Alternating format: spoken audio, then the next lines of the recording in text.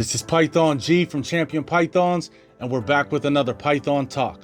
Today we're going to go over 5 things you should consider before buying a ball python.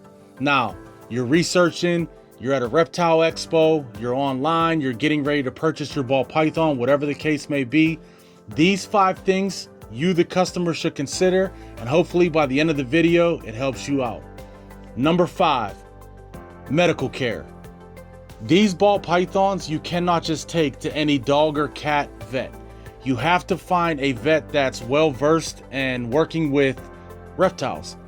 Now, are you going to need a vet? You're more than likely not to need a vet than you are to need a vet.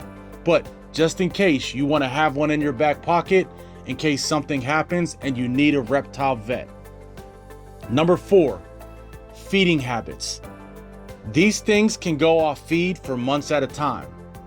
Also, the bigger thing is they eat rats and mice. Are you okay feeding your ball python a live rat, a frozen thawed mouse, whatever the case may be? Some people surprisingly are more afraid to touch the rodent and the mouse than they are snakes. So that's something that you got to consider. Are you good with getting a live rat and putting it in the enclosure? Are you good with getting a frozen thawed mouse and thawing it out and feeding it with tongs to your ball python? It's just something you should consider because surprisingly, people are afraid of rodents. Number 3, the heating and humidity of ball pythons.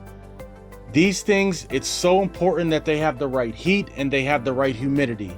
A lot of times you see new ball python owners who get a 50-gallon enclosure, stack the books on top of the screen, put a heat lamp on there, and they think it's good to go.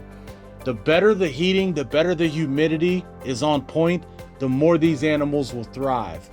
Now, the humidity should be roughly 60 to 80%. That's so important, and it's not just easy to do. You have to have the right humidity in your snake room, whatever room you're keeping your ball python in. If it doesn't have the right heat and humidity, they can get respiratory infection. They can get sick. That's where you'll need that vet. But more importantly, they can go off feed and they won't eat. So you have to make sure you have the right heating and the right humidity for these animals.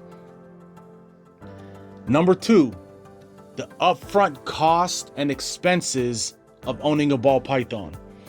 You can get a ball python for $200. You can get a ball python for $2,000. You can get a ball python for $10,000. The stuff that comes with it afterwards is something that you need to consider. Now, is it crazy expensive? No. But when you get a thermostat, a heat lamp, the enclosure, the substrate, the enrichment items, sometimes those things add up for a person. The enclosure, are you getting a 40-gallon tank that's basic glass? Or are you getting what you should be getting is the 4x2x2 PVC enclosure and putting it in that where it's going to thrive, where it's going to hold that heat, hold that humidity like we talked about in the 3rd point. So what we like to recommend is that new ball python owners budget roughly $400 to $700 and you're good to go. You'll have everything you need for that ball python and that thing can be off and running and thriving in no time. Number 1, and what we think is probably the most important, that's why it's number 1, life expectancy and commitment. Ball pythons can live 20 to 30 years. You have to consider where are you going to be at as a person in 10 to 15 years.